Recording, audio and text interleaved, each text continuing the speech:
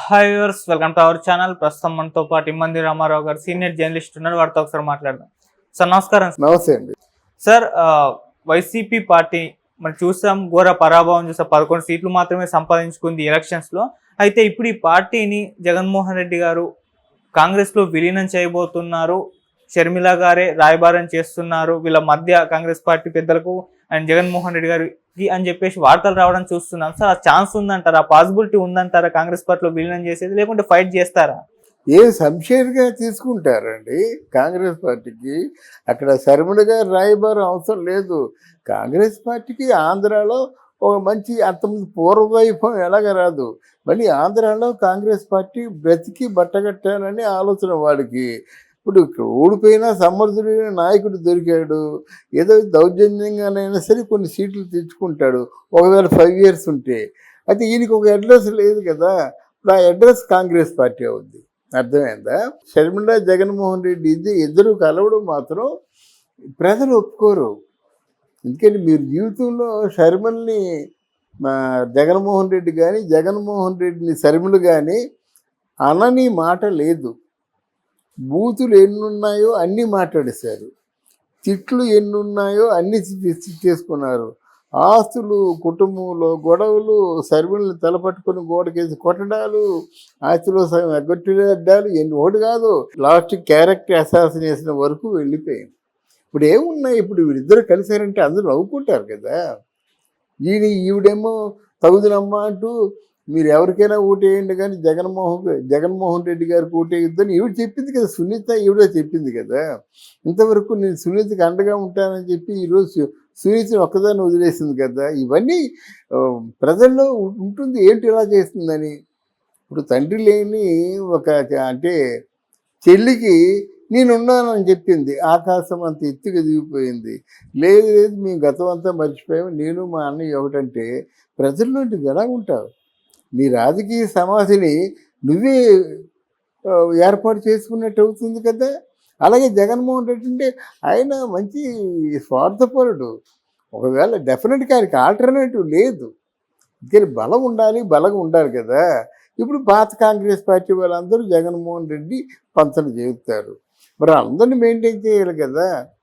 తర్వాత కాంగ్రెస్ పార్టీకి ఏంటంటే మామూలుగా వాళ్ళు ఫండ్స్ ఇచ్చి పార్టీని మెయింటైన్ చేయమని చెప్పరు. వీళ్ళు ఫండింగ్ ఇవ్వాలి కాంగ్రెస్ పార్టీకి. ఇవన్నీ ఉంటాయి, లాభ నష్టాలు ఉంటాయి, వచ్చేది పోయేది ఉంటుంది, కేసులు ఉంటుంది. ఎప్పుడు చేరుతాడు ఈయన జగన్మోహన్ రెడ్డి? సరే, నా మీద ఇన్ని కేసులు ఉన్నాయి, మీరు హెల్ప్ చేయాలి ఆ విషయంలో మాత్రం. అంటే వాళ్ళకి కొన్ని అండర్స్టాండింగ్లు ఉంటాయి. మీరు చేయాలంటే చేయగలరు. అలాగైతే నేను కలిసిపోతాను నేను. అంటే నిరాకరించినటువంటి జగన్మోహన్ రెడ్డి మళ్ళీ ఇప్పుడు badly need of a good support. అది ఎవరైనా కావచ్చు. అయితే ఈరోజు బీజేపీ సపోర్ట్ చేసే స్థాయిలో లేదు. ఎందుకంటే ఆయన్ని రక్షించడం ద్వారా బీజేపీ పార్టీకి కూడా ఉనికిని కోల్పోయే ప్రమాదం ఏర్పడింది.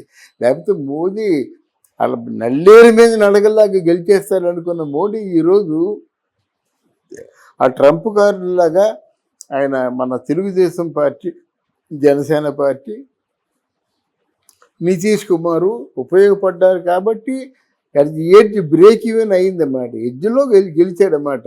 అందులో మళ్ళీ నితీష్ కుమార్ ఎవరైనా నిలిపోయినట్టయితే మళ్ళీ ఇంకో పార్టీని చూసుకోవాల్సిన బాధ్యత.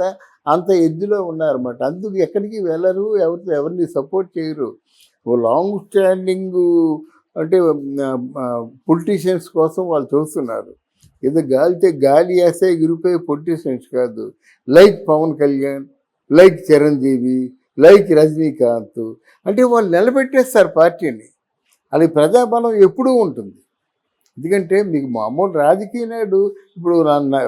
నాయకులు ఉన్నారు, దీనికి సెక్యూరిటీ కూడా లాంటి తీశారు. వాడు ముఖం ఎవరైనా పలకిస్తారా? అనిల్ కుమార్ యాదవ్ ఉన్నాడు, బయటికి వెళ్తే టీ పోస్తారా? అందువల్ల ఏదో అటు అదృష్టవశాత్తు గెలిచిపోయి మినిస్టర్లు అయిపోయి వాళ్ళు రోజా ఉంది, రోజాని ఇప్పుడు ఎవరైనా పలకరిస్తారా? మళ్ళీ జబర్దస్త్ తప్ప. అది ఉంటుంది. దే నీడ్ స్ట్రాంగ్ సపోర్టర్స్ అన్నమాట. అందువల్ల తప్పదు, వెళ్ళి కాంగ్రెస్కి ఎవరో కావాలి. ముఖ్యంగా ఆంధ్రదేశంలో కుదేలైపోయింది. ఒకప్పుడు కాంగ్రెస్ పార్టీకి ఏమిటండి, ఎవరు పబ్లిసిటీ లేకపోయినా 30% ఓట్స్ ఉండేమాట. ఎలక్షన్లో నిలబడే వాళ్ళు ఒక 10% 15% తెచ్చుకునేవాళ్ళు. అంటే కాంగ్రెస్ భక్తులు ఎలాంటి భక్తులు అంటే జీవితాంతం కాంగ్రెస్ పార్టీకి ఓట్లేసే భక్తులు మాట. ఆ స్టేజ్ దాటిపోయి ఓకే. ఇప్పుడు ఎవరు భక్తులు లేరు. ఇప్పుడు మన పవన్ కళ్యాణ్కి ఒకరికే భక్తులు ఉన్నారు. ఇప్పుడు అది నిలబెట్టుకుంటే ఉంటారు, లేకపోయినట్టయితే మళ్ళీ వాళ్ళు స్ప్లిట్ అయిపోతారు. ఓటర్ చాలా తెలివైనాడు. ఓకే. సార్ ఇప్పుడు కాంగ్రెస్ పార్టీలో విలీనం సాధ్యం కాదు అంటున్నారు. ఒకవేళ షర్మిల గారే కాంగ్రెస్ నుంచి బయటకు వచ్చి అన్నకు సపోర్టివ్గా నిలవడానికి వైసీపీ పార్టీలో చేరే అవకాశం ఏమైనా ఉందంటారా సార్? ఇలా ఆవిడకి ఉన్న వాల్యూ సపోర్ట్ ఏముందండి? ఆవిడకి ఒక సీట్ రాలేదండి. ఇప్పుడు ఆవిడకి ఒక సీట్ వచ్చిందా? నా ఒక్క సీటు నీకే ఇచ్చేస్తానంటే సపోర్టు. నేను సపోర్ట్గా మీరన్నా ఒకటే, నేనన్నా ఒకటి. అర్థమైందా?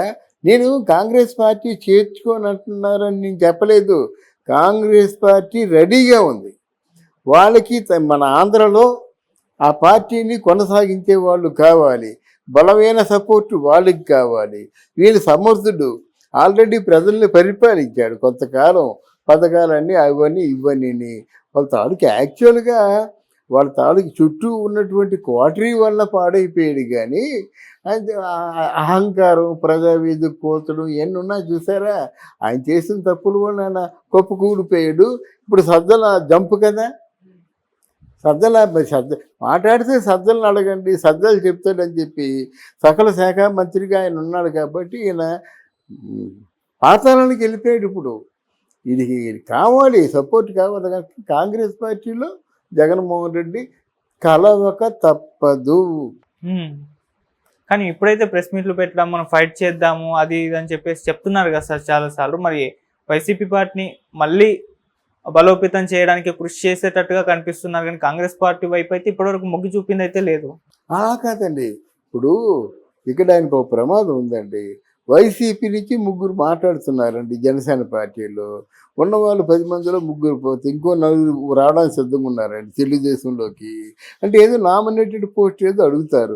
దానికి వాళ్ళ మధ్య ఏదో సంప్రదాయాలు జరుగుతాయి. అయితే 4, 3, 7 వచ్చేస్తే ఇంకెంతమంది ఉంటారు? 4 ఉంటారు. 4లో ఈయన రాడు అసెంబ్లీకి. ఎందుకంటే ఓ 151 మందిని వెంటేసుకొని వచ్చేవాడు. లింగుమంటూ ఎక్కడో ఉంటే ఆయనకి ఏదో లాస్ట్ బెంచ్లో ఇస్తారు. అంత అవమానం జగన్మోహన్ రెడ్డి భరిస్తారని నేను అనుకో. ఓకే. ఓ 3 వెళ్తారు. ఆ 3 కూడా మానేస్తే ఏమవుద్ది? అందువల్ల ఇప్పుడు బయట ఏడా పెద్ద ప్రచారంలో ఉన్నాడంటే ప్రచారంలో లేడు. అన్నీ చీసాడే కానీ ఓహో ఆహాలేం లేవు కనుక చాలా కష్టకాలంలో ఉన్నాడు. కనుక దారులు వెతుక్కుంటున్నాడు. సార్ ఆ పబ్లిసిటీ కదా తిరుపతిలో ఆయన ఈజీగా గెలిచేశాడు. అనకాపల్లిలో కూడా ఈజీగా గెలిచేశాడు. మరి సొంత అన్నయ్యకి ఎలా కడుపు మండదు? మరి చక్క అనకాపల్లిలో నిలబడితే గెలిచేసావంటారు, తిరుపతిలో నిలబడినా గెలిచేసావని అనుకుంటే చాలా బాగుంటుంది కదా. చిరంజీవికి ఏ పాత్ర అవసరం లేదండి. నాగబాబుకి ఏదైనా కావాలి కదా. అందువలన ఇతరుల గురించి ఆలోచించకుండా నీ గురించే ఆలోచించుకొని ఎదురు మనిషి మధ్యేమో నువ్వు నింద వేస్తే అది సరికాదు, ఎవరికీ సరికాదు. మొదటి నుంచి ఈ పార్టీలో ఉన్నట్టయితే అరవింద్, అలాగే మన బన్నివాస్ కవ్వయ్య అంటే ఇవ్వకపోతే ఆలోచించుకోవచ్చు. అదేవిధంగా ఎలక్షన్ అవగానే వచ్చేసి నువ్వు సీట్ ఇవ్వమంటే అడిగి ఇచ్చినే తగ్గించేశారు. 24 కాస్త 21 అయింది. ఆ సమయంలో నువ్వు అడిగితే ఎలాగవుద్ది? కొన్ని ఎంపీ ఉందనుకోండి, 2 ఎంపీలు అక్కడ డబ్బు ఖర్చు పెట్టి అంటే 100 కోట్లు ఖర్చు పెట్టి నెగ్గిన వాళ్ళకి నువ్వు రెస్ట్ తీసుకుంటే ఎలా ఉంటుంది?